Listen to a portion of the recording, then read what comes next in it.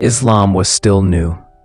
Only a few dozen people had accepted the message of Prophet Muhammad, peace be upon him, but those who did faced the full wrath of Quraysh.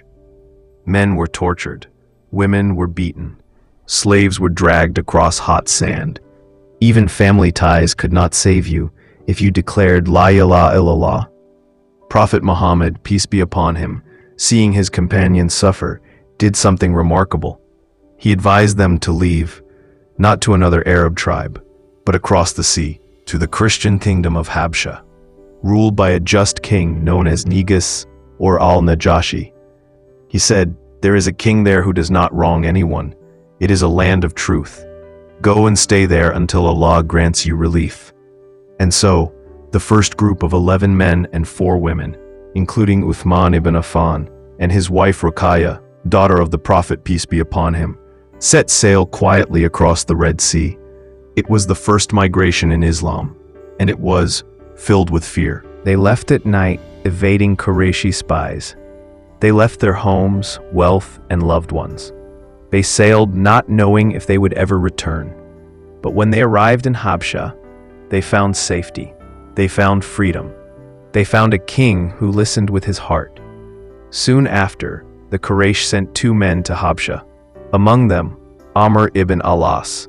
Their mission, to convince the king to hand the Muslims back. Amr brought expensive gifts and whispered lies in the court. But Al-Najashi did something no Arab chief had done. He invited the Muslims to speak for themselves. And that's when Ja'far ibn Abi Talib, the cousin of the Prophet, peace be upon him, stood with courage and said, "O king, we were a people of ignorance. We worshipped idols, ate the flesh of dead animals, and mistreated the weak. Then God sent us a messenger from among us." He recited verses from Surah Maryam about Maryam and Isa, alayhim salam. And when the verses echoed in the king's court, tears rolled down Al-Najashi's cheeks. He said, "Indeed, this and what Jesus brought come from the same light." He refused to hand over the Muslims. He protected them with honor. And he became one of the first non-Arab kings to recognize the truth of Islam.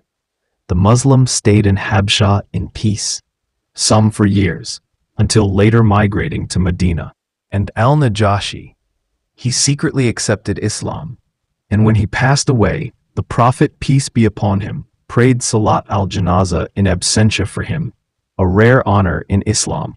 And so, in a time when Muslims were hunted in their own land, it was a Christian king in a foreign country who gave them shelter, dignity, and peace.